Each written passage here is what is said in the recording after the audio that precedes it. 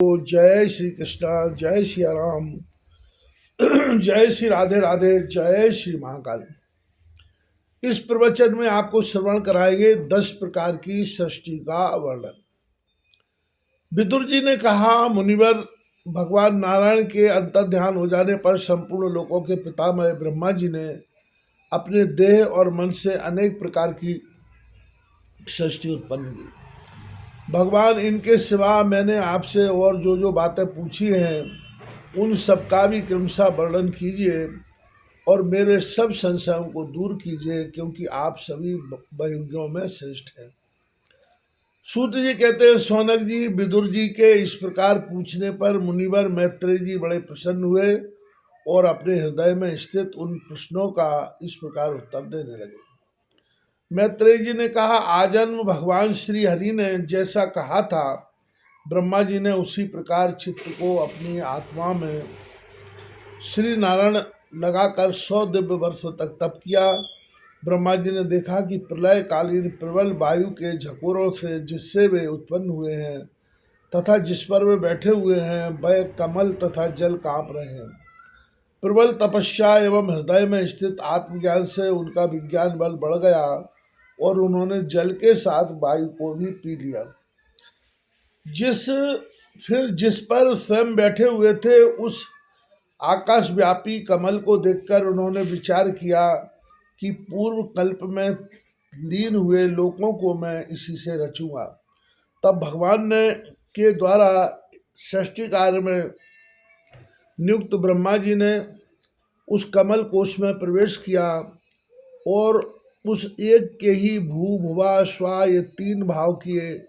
यद्यपि वह कमल इतना बड़ा था कि उसके 14 भुवन या उससे भी अधिक लोकों के रूप में विभाग किए जा सकते थे।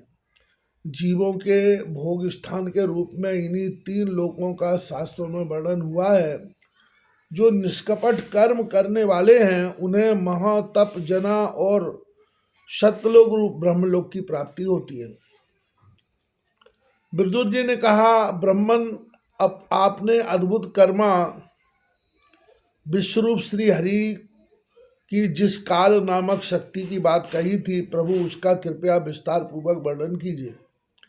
मैत्रेय जी ने कहा, विषयों का रूपांतर बदलना ही काल का आकार है। स्वयं तो वह निर्विशेष अगाधि अनंत है। उसी को निमित्त बनाकर भगवान खेल खेल में अपने आप ही सृष्टि के रूप में प्रकट कर देते हैं। पहले यह सारा विश्व भगवान की माया से लीन होकर ब्रह्म रूप से स्थित था। उसी की अव्यक्त मूर्ति काल के द्वारा भगवान ने पुनः पृथकता रूप से प्रकट किया है। यह जगत जैसा अब है वैसा ही पहले था और भविष्य में भी वैसा ही रहेगा।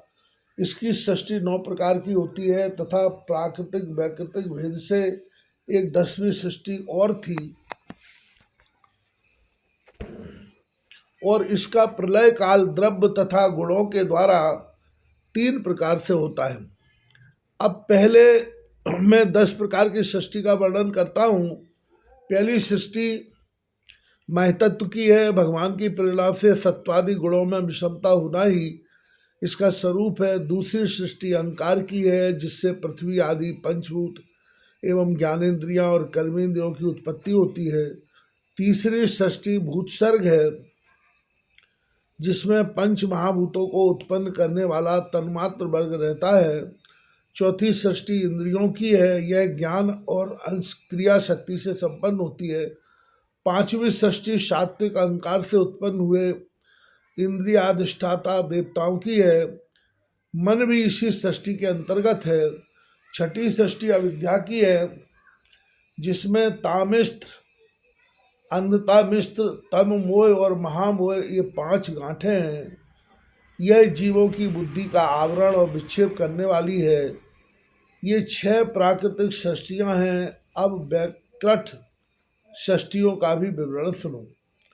जो भगवान अपना चिंतन करने वालों के समस्त दुखों को हर लेते हैं और सारी लीला उन्हीं हरि की है।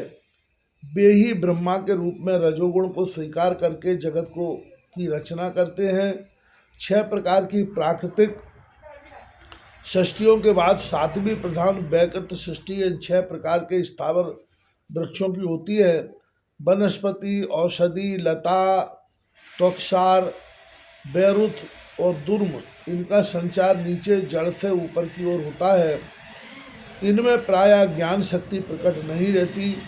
ये भीतर ही भीतर केवल स्पर्श का अनुभव करते हैं तथा इनमें से प्रत्येक में कोई विशेष गुण रहता है। आठवीं षष्ठी स्तर योनियों पशु पक्षियों की है। वह 28 प्रकार की मानी जाती है। इन्हें काल का ज्ञान नहीं होता। तमोगुण की अधिकता के कारण ये केवल खाना पीना, मैथुन करना, सोना आदि ही जानते हैं। इन्हें सूंघने मात्र से वस्तुओं का ज्ञान हो जाता है। इनके हृदय में विचार शक्ति या दूरदर्शिता नहीं होती। साधु श्रेष्ठ, इन त्रियकों में गौ, बकरा, भैंसा, कृष्ण मृग, सुअर, नील गाय, रुरु नाम का मृग, भेड़ और ऊंट, ये दो खुरों वाले पशु कहलाते हैं। गधा, घोड़ा, खच्चर, गौर मृग, शरभ और चमरी, ये एक खुर वाले हैं। अब 5 नख वाले पशु पक्षियों के नाम सुनो। कुत्ता, गीदड़, भेड़िया, बाघ, बिलाव, खरगोश, शाही, सिंह, बंदर, हाथी, कछुआ, गोह और मगर आदि पशु हैं। कक, बगुला, सिद्ध, बटेर, बाज, भास, भल्लूक, मोर, हंस, सारस, चकवा, कौआ और उल्लू आदि उड़ने वाले जीव पक्षी कहलाते हैं। विदुर जी, नवी षष्ठी मनुष्यों की है। यह एक ही प्रकार की है। इसके आहार का प्रवाह ऊपर मुँह से नीचे की ओर होता है। मनुष्य रजोगुण प्रधान, कर्म प्रायण और दुखरूप विषयों में ही सुख मानने वाले होते हैं। स्थावर, पशु, पक्षी और मनुष्य, ये तीनों प्रकार की सृष्टियाँ तथा आगे कहे जाने वाला देव सर्ग वैकृत सृष्टि है तथा जो महत्वादि रूप वैकारिक देव सर्ग है, उसकी गणना पहले प्राकृतिक सृष्टि में की जा चुकी है। इसके अतिरिक्त सनत कुमार आदि ऋषियों का जो कौमार सर्ग है, वह प्राकृतिक वैकृतिक दोनों प्रकार का है। देवता, पितर, असुर, गंधर्व, अप्सरा, यक्ष, राक्षस, सिद्ध, चारण, विद्याधर, भूत, प्रेत, पिशाच और किन्नर, किमपुरुष,